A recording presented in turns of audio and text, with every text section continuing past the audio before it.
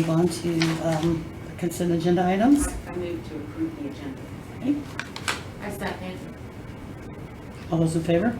Any discussion? There's some any discussion? Oh, sorry.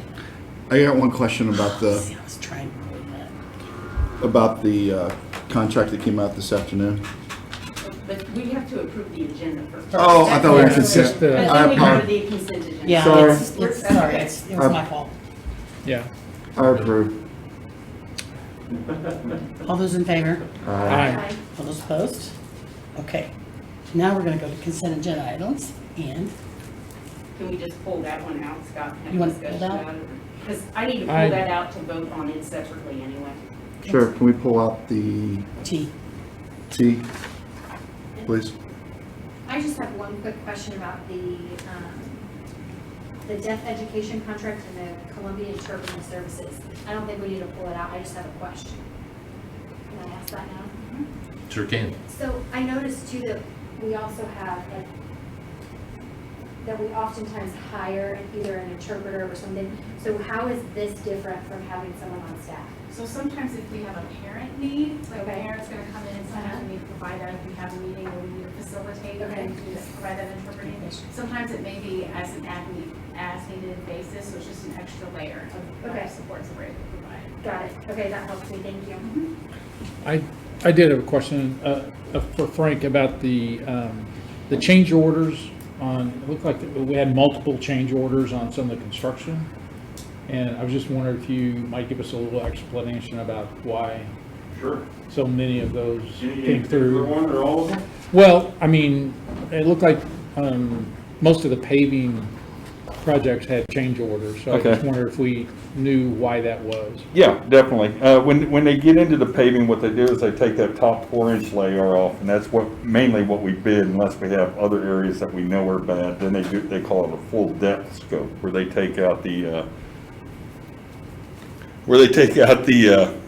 total 8 inches of asphalt, and then they go into the 10 inches of aggregate below that, reapply that, compact it, and then lay it down. So what happens, especially at West is the gift that keeps on giving. As we got through there, as they take off the top layer, the second layer was breaking through, and what happens is that soil underneath, that clay soil, pushes up into the aggregate, and then once you start putting weight on that base 4 inches of asphalt, it starts breaking through and sliding around.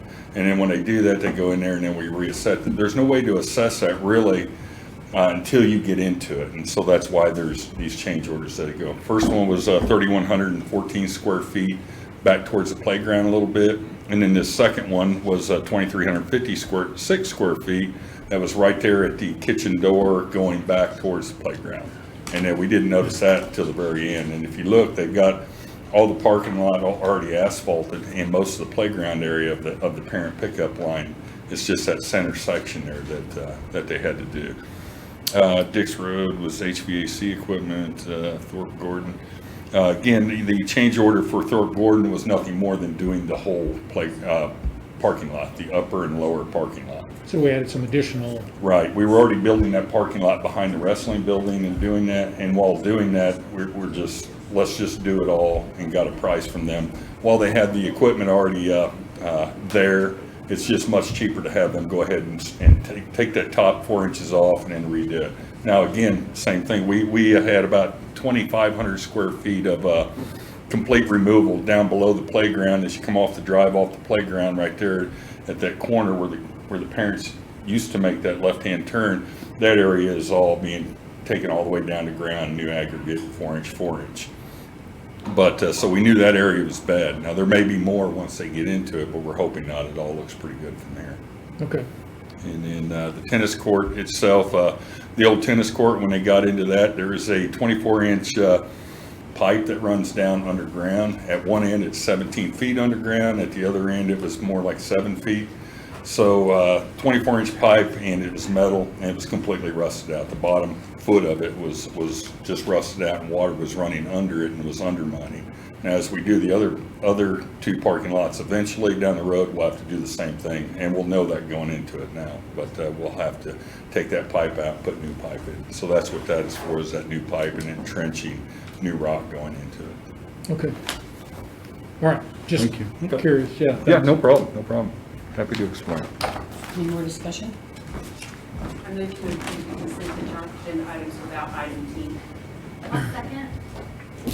All those in favor? Aye. All those opposed? Okay. Now, do we go to T? So I just have a quick question on T. On the contract, I couldn't read it. Does it state that they'll have a doctor at every event from middle school to high school? I couldn't see that in there. Does it guarantee that a doctor, did we do that in the past too? I do not know if that's included. I know, think Peak Performance had a doctorate at the Well, they had a physician or had someone at middle schools and all the activities. Not a doctor, but someone on site.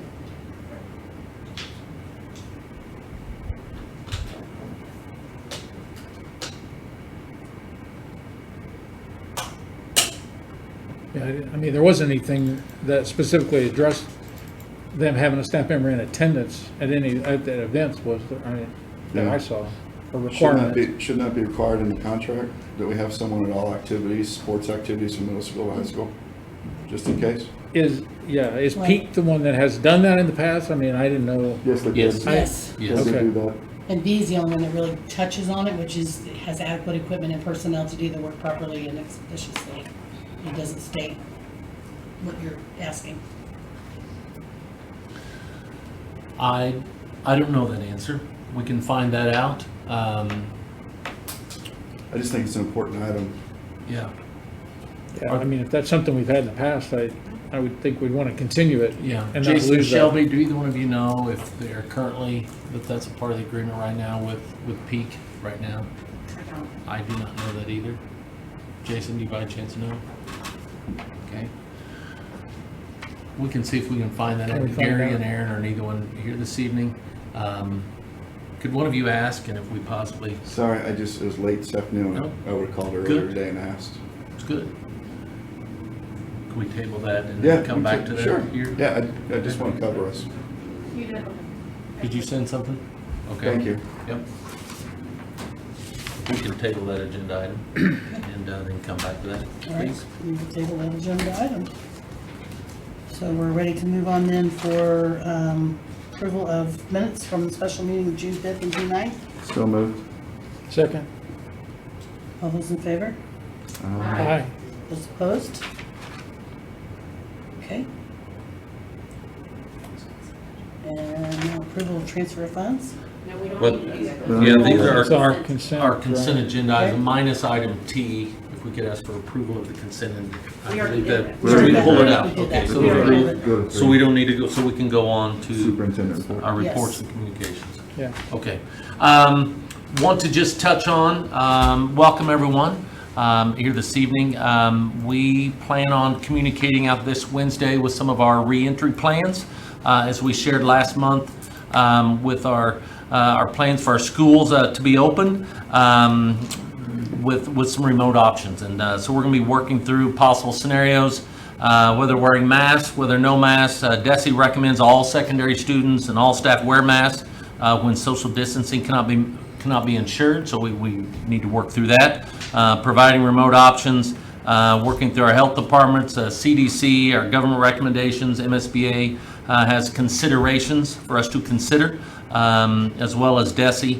But at the end of the day, we want to ensure a safe learning environment that's a conducive learning for everyone. And these are uncharted waters for all of us. So as we work through this, so we're going to have further discussion tomorrow, and we hope to communicate something out on Wednesday. I think is what we've indicated, Ryan, as we that's on Wednesday the 15th. So we did a district back to school survey and asked our parents, how comfortable they are, and as we work through that, what that looks like. So Shelby, I think in her report here, we'll get into some more details with our reentry plans. We know that that's an important part of ensuring our kids are in school, providing them the best learning environment, if not at school, at home, as we work through this. Wanted to also touch on just our equity inclusion. We touched on last month that we were going to have some series of listening sessions. Just take some time to observe, absorb, reflect. At the end of the day, we want to be stronger together. And if there's anything that's keeping us from being stronger together and to be unified, we need to work through those. So Specifically on the listening sessions with staff, parents, student community members, I've had 12 individual meetings, 3 small group meetings, scheduling one-on-one or small group with all of our staff of color as we work through that. And so those may be in small groups. One of our staff members has volunteered to help facilitate and help coordinate that. So we are excited about that and what that looks like. Our hiring practices, what we've shared before, we shared last month that we want our staff to better reflect our student population. And over the last 3 years, we've made some progress, not where we want to be, but from 4% of our staff being staff of color to 7 to 9%. So we're making progress, but again, not exactly where we want to be, but we're excited about the progress. Looking at just our PD and through so far with having discussions with folks of how we educate our staff and build the capacity of our staff with our students. Our dynamics have changed just as a community from 25 years ago of our poverty rate of 20%, we're now at 60%, and what that looks like just with our students. And so as we work through that with regards to our students of color, that percent is increasing as well. And so as we work at that, how can we connect and work stronger together through this? So looking at, are there implicit biases? Looking at how we address and better connect with our students. But at the end of the day, our number one is that our staff would better reflect our student population. If they're in a class that somebody that looks like themselves is an important part. So we'll continue to work through that. Also just early literacy remediation for all of our students and what that looks like at a younger age, identifying and then trying to keep that gap from happening for our students going forward at a younger age. So we recognize there's opportunities, and we know we have a lot of work to do still. We'll continue to have our community-wide discussions going forward.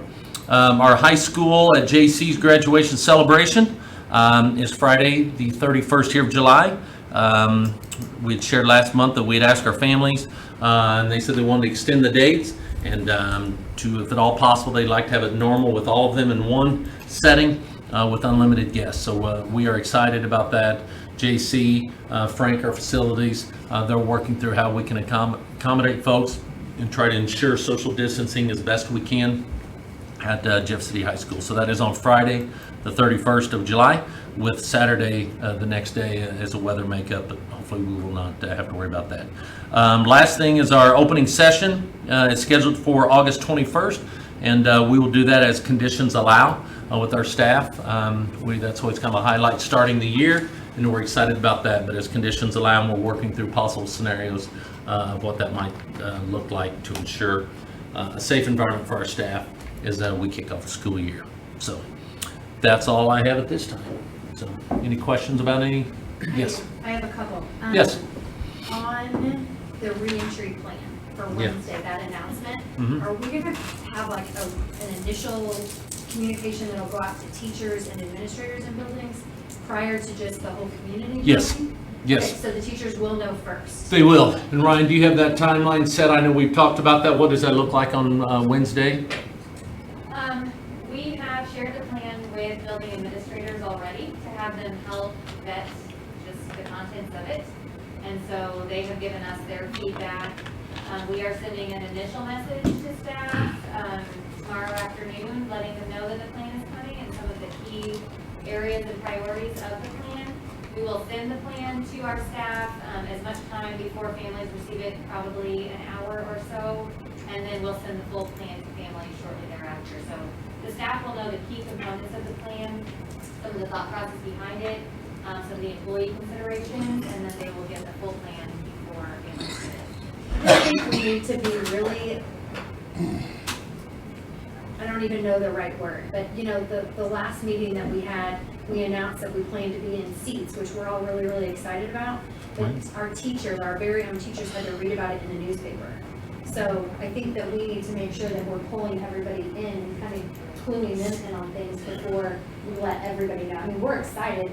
Obviously, we all want to see kids in seats, but I think it's pretty important that our staff knows what we're doing before we roll out a big plan. Right. That's an important part, and we, if I could have worded that better at the last meeting, I know how came across, it was that, when you guys approved the school calendar last December, it was to be in seats starting school. We know a lot has happened since then, but that was a schedule of time. We hope to be able to do that, but we also realize things can change. I mean, they're changing daily as we look at that. So I appreciate you sharing that, and we'll try to give our staff as much time before as we work through this, because we know there's some final things we need to work through. I believe in the morning we're going to have another meeting, so we'll try to get that to them as soon as I can. I appreciate you sharing that.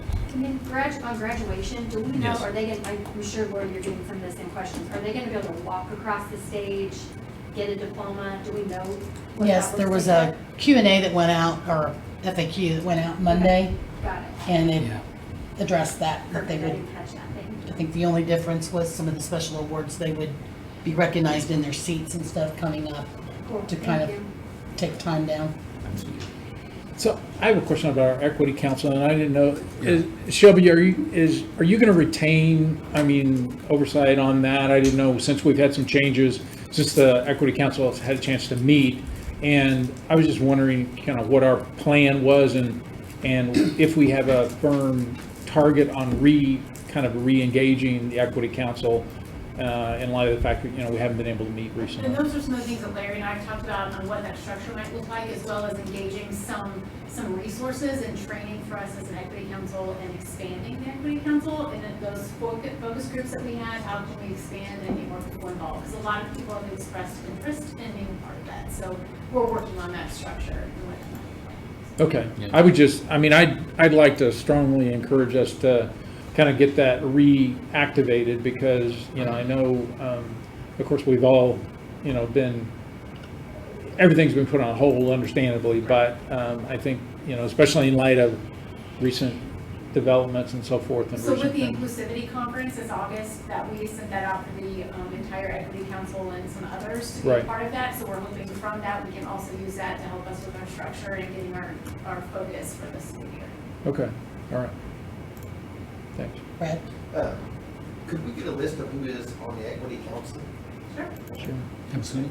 and when meetings are going to happen? Can the That's board- why you haven't been there. Pardon? Yeah, if the board could be made aware to be able to set in if they so choose. Yeah, and we were meeting quarterly, I think for the last 18, 21 months. And our last meeting was in January. We were to have one in April, May. With COVID, we did not, with where we are. So as Shelby touched on the inclusivity conference in Columbia, which is August 6th, that we're planning on attending. And then from there, as far as schedule that, so. You on that? I know you and I are both on that. Yeah, But Shelby, can you get a list of those members for Brad? Absolutely. Okay. Okay, Thank you. you're welcome. Jason? Hi. So Larry went through some of the things we're talking about as far as reopening, and that seems to be what we talk about all day, every day. We had a 2.5-hour meeting today with First Student talking about what are our plans on how to get everyone registered, get them on the bus, plans for all that. So we're still working through that. But despite just trying to plan all the time, there is actually quite a bit of work going on. We have over $6.5 million worth of construction projects going on within the district. There's something happening at every building within the district. So we went from doing 2 very large projects to when we had, I wouldn't say we had neglected, but we had focused all of our attention in those areas. And so we had gotten a little bit behind. So it's a big catch-up year. We would normally spend about $2.5 to $3 million a year on improvement projects. So huge year, and Frank went over a few of those that had some change orders. We are still delivering meals. That's still going very well. We're delivering over 1,000 meals a day, and through today, we've delivered over 150,000 meals since closure has happened. We have the auditor coming in early August to start working on the audit project for the fiscal year that ended June 30th. So excited to have them in and go through and see how it all went and what we can do to get better. So a lot going on. Are you pretty confident everything's going to be done in time for first day, all your projects? Yeah, Frank gave me an update. some of the trailers that we moved from J Village and moving those over, that's a lot to get done and get everything up and running. The walk-in freezer at South is one of the last ones on August 14th.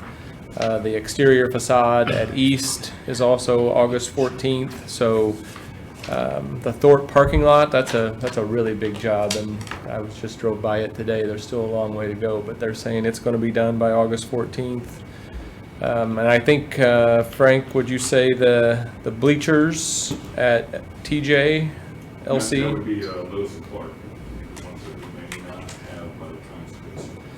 And those bleachers were being manufactured in Michigan, and they shut down all of their Michigan factories during the COVID closure. And so we were concerned we may have to postpone that job, but it may just be a little delayed from the start of school, but. Perfect. Yep. Jason, just one question about our contract as far as the demolition on the houses and stuff and the properties. Right.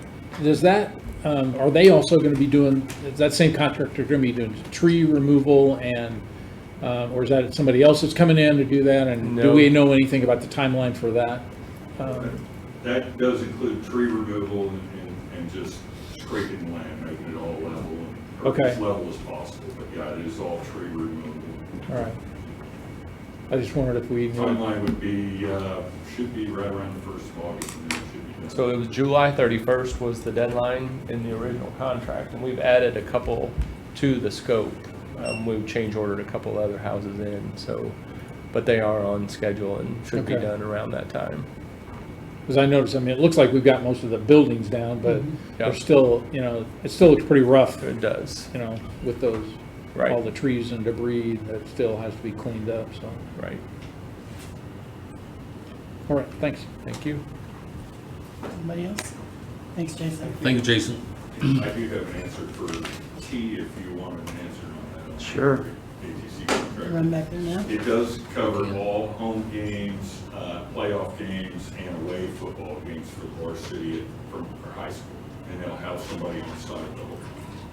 What about Middle school. Middle school. School's not included. I think the last one was. They say no. I thought Peak wasn't covering middle schools before. I thought Peak was only doing high schools. They offered us two proposals. One is the one we were taking. They offered another proposal to have someone at every event, and it was $100,000 more. So I think Aaron's available if we wanted to get him on the phone.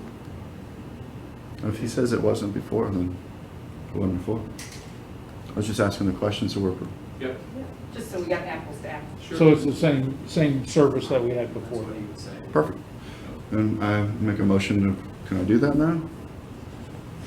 Well, as we reference item T, that we pulled as a separate, I think you can make a motion to approve that as presented. I make a motion to approve item T on the consent agenda. Okay, second? I'll second. Okay, all those in favor? Aye. All those opposed? I abstain. Thank you. Okay. Thanks, guys, for getting that. You got that.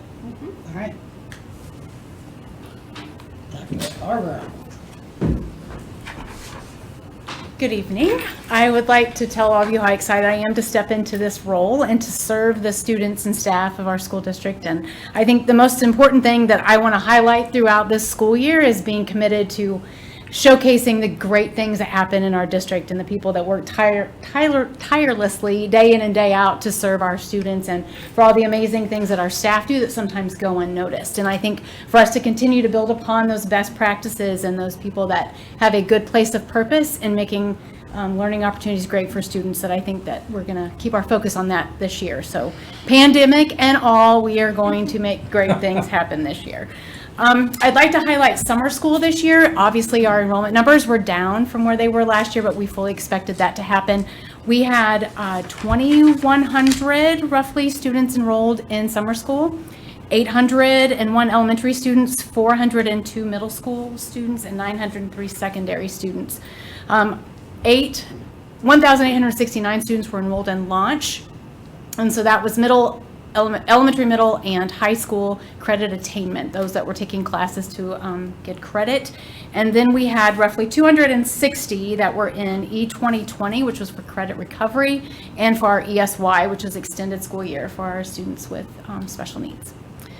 So one of the things that we're doing right now is we're getting feedback from students and parents and staff on summer school, how it went. So heaven forbid we have to do this again, we can learn from this. But one of the important pieces that we're hoping to obtain from our staff is the ways that we can develop our own virtual programming in our district, as well as how we can hone our use of technology in day-to-day instruction. So some of the things that they learned from using Canvas, which was the learning platform, as well as just some of the tips and tricks that Launch offered them as some of our staff. So we look forward to gathering some of that information. Obviously, Larry mentioned our reentry plans, and I think it's important to know that 2 words, being fluid and being flexible, and focusing on our processes so that at any point if we have to pivot, we can at least fall back on our process. But at the end of the day, the safety of our staff and our students is what is driving all of our decisions. And while we know that we have a lot of decisions to make, it's important to know it's going to take all of us, every single one of us, to make this work, to make everyone feel confident when they send their students to our schools, our staff feel good when they are working in our schools, and our students to feel safe so they can do what we want them to do, which is learn. So to Lindsay's question earlier, one of the things that we did obviously was look at all the survey data. Brenda Hatfield, the survey queen, and all of the information that she gathered from staff and families about what their concerns were, what their ideas were, and how we could start putting plans in place to give them confidence in what we were putting together. And so we've taken that information, and then we had a think tank with our administrators to let them, here's the information, here's what we know, here are all the resources that we're using. So we mentioned DESE, we mentioned the CDC, MSBA, all of these references that we're using as a way to put our plans together.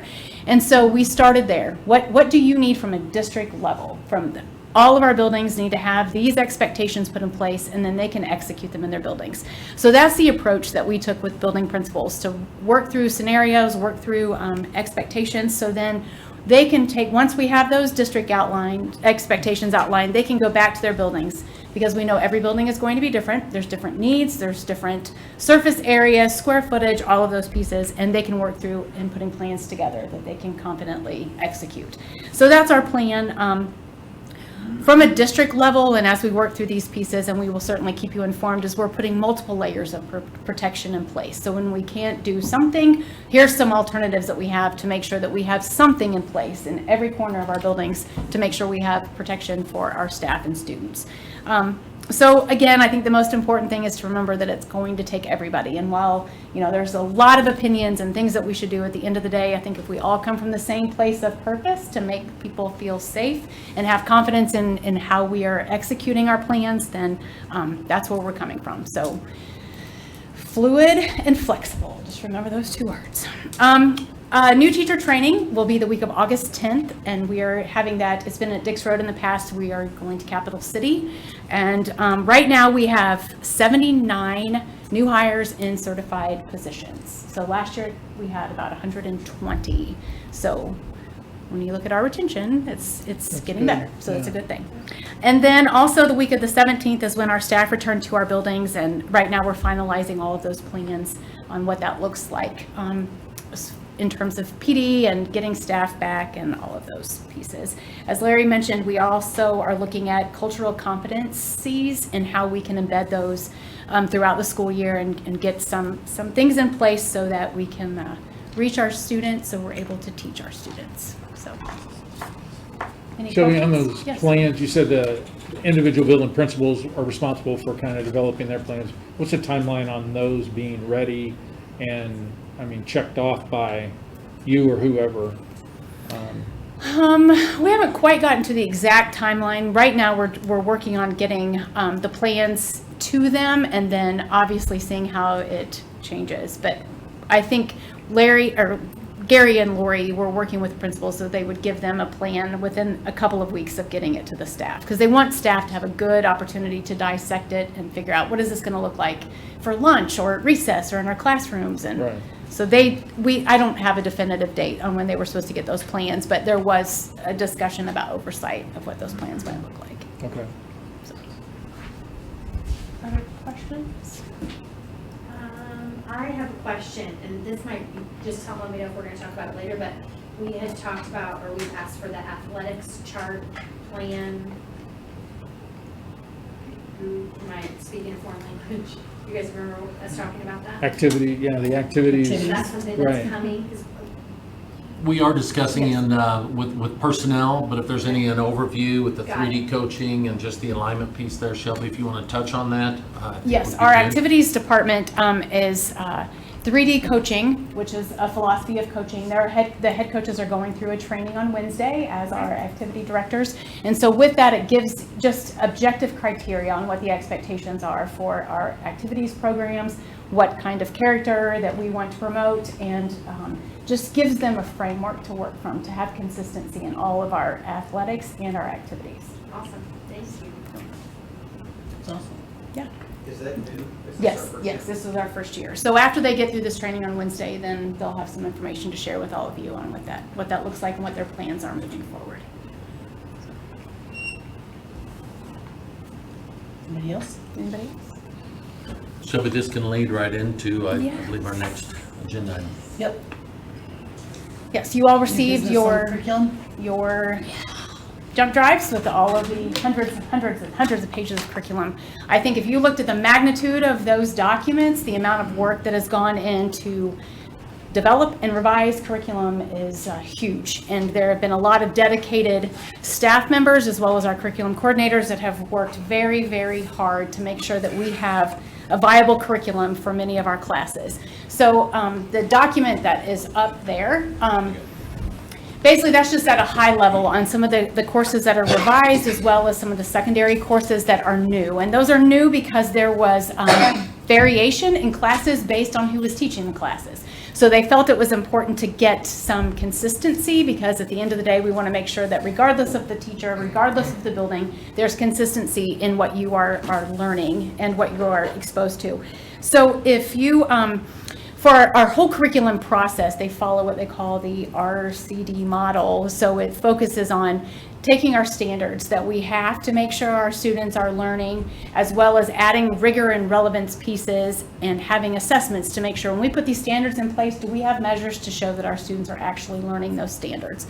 And then what helps us in streamlining all of this is that once we create our curriculum, the district purchased resources are in line with that. So what do we need to make sure that we have, that the curriculum is actually getting taught? And so there's a process for that also, and then that leads right into lesson plans and assessments and interventions and enrichments. So all of those pieces are what are part of the whole curriculum writing and revision process.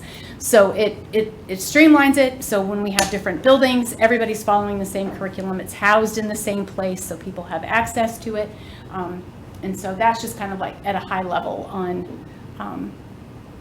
what is new for this year and what was revised. And it's important to note too, the teams of teachers that come together, so we had teachers that even during closure were working on curriculum. And so that was very much appreciative of their efforts because they were able to still continue to work on curriculum despite not being in person to do it. So that created some challenges, but people rose to the challenge and were able to get it finished. Were some of the new courses that we were able, like the secondary courses, for example, some of those new courses, were we able to offer those because we had new staff that had the expertise to teach in those courses, or how did we decide that we would add? I mean, I'm glad that they're there. I just wondered how So we most made of the those decision to add those. were already added. It was just writing the curriculum. So we Okay. had the classes, but there wasn't the curriculum that followed the same model as everyone else. So they were able to look at, okay, if we are going to continue to add or continue to teach Astronomy 1, they wanted the curriculum to match all the other courses. So a lot of those are elective courses that people were just teaching, but then they decided we need to make these match all of our other curriculum processes. Okay. So it's a new curriculum, not It's a necessarily very new course, class. correct. Okay. Got it. And what about and maybe I should know this, but I was glad to see health, for example, in the K through 5. Is that something that every student is in that class? Mm-hmm. Okay, all right, good. I mean, the curriculum was, it was, as I looked through the curriculum on that, it was like, that's good stuff Yeah. that, that Yeah. kids that age should be introduced to, so I was Yep. glad to see that. Yeah, and a lot of those come from our Missouri Learning Standards. So there's a lot that are set forth by Missouri saying you need to make sure if in third grade that you're covering these standards. So we wanted to make sure the curriculum we have match those standards that Yeah. we need. I'm sorry, Brett, go ahead. How many AP classes do we offer? I don't have the number right on the top of my head, but I will certainly find out for you. I mean, I love that, and I think that's our strength, is the Oh, classes absolutely. that we can offer for high achievers. You can't get that anywhere else. Absolutely. And I'd like to see us promote that more, that we can give you as much red meat as you want. Absolutely. And I'll get an exact number for you. I don't have it on top of my head. Shelby, can you explain to me, and I asked this to Brian last year when we went through curriculum, and I'm hoping that there's like maybe something I'm missing. But as we go through here, like I was really curious about school counseling. So when I dive in and go through like the changes for elementary and middle school counseling, is there a way to show us in the future, like what's changing? Like so like this is a revision, it was revised on 9/26, but as I look at it, I don't know. What's Revised different? What's what? new? Absolutely. Old Yeah. practices to new practices. Yeah, absolutely. So just at a high level, this is what's different about the curriculum. Yeah, absolutely. A couple of them, did have like where there was a different assessment. There was, they had lined Lined through, through. there was a strike through, and then the new assessment was listed, but that wasn't universal through Yep. all of them. Nope, so. absolutely. We talk about all the good things that we're doing, and I think that would be awesome to be able to tell people, Yeah. hey, we're making this change here, And why? just if it's Yeah. easy to do. I don't want to create a whole bunch of extra work, but it would be awesome to be able to see. Yep, absolutely. I just thank you guys for this, because none of us on this board are qualified to write curriculum. And I think all we really need to know is, does it all match I'm not Missouri sure learning what qualified standards? to read it Does? Great. That's so true. I move to approve the curriculum as written. Second. Excellent. Thank you very much. All those in favor? Aye, Good. good stuff. Okay, we're going on to future dates. Believe so. As Larry mentioned earlier, graduation date for our class of 2020 will be Friday, July 31st at 7 o'clock. With rain out, if weather conditions will be the following day, and we're not gonna have to deal with that, right? Correct. I did want to add in one of the FAQs, I think they're walking possibly across the football field. So if you have any daughters that are graduating, they're asking no high heels. So just thought I'd throw that in there. Might be a good thing. We might have a golf course by the end of the day. Everybody. aerated. Frank, does it need to be aerated? The football field? AstroTurf. Do we need to aerate it? No. Okay. So if you all could just kind of spread that, I think that would be appreciated. I know my son won't be wearing high heels, at least I hope not. Policy committee meeting will be Wednesday, July 22nd at 3:30 here at the board office. And our next regular scheduled board meeting will be Monday, August 10th at 6 p.m. Graduation's at 7 p.m., right? Yeah, Yes. 12. Stephanie, you might make the change on, here it says noon. In board docs. Calendar, on the board calendar. I have 7. What does it? I'm looking at it on the computer. Oh, yes. Is this an old one, Jason? Mine says noon. I think it's just me. I'll be there at 7. Let me put back. This one says it too, so it's not just you. I'll be, I'll be in attendance. I'll be out of town that day. I'm pulling it up right now.